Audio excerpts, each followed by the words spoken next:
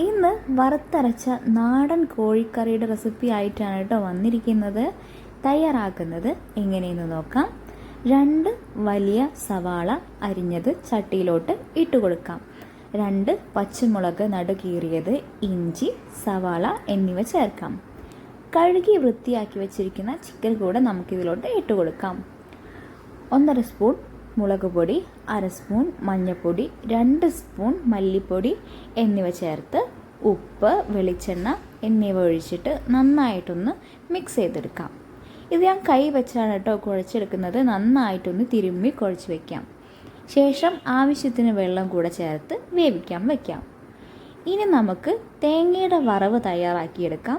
അതിനായി 1/2 മുറി തേങ്ങ എടുത്തിട്ടുണ്ട്. അതിലേക്ക് 1 ഏലക്കായ, ആവശ്യത്തിന് പെരിഞ്ചീരകം, 2 ചെറിയ കഷ്ണം പട്ട, 2 ഗ്രാമ്പു, കുരുമുളക്, അല്പം വെളുത്തുള്ളി, ചുവന്നുള്ളി എന്നിവ ചേർത്തിട്ട് നന്നായിട്ടൊന്ന് വറുത്തെടുക്കാം.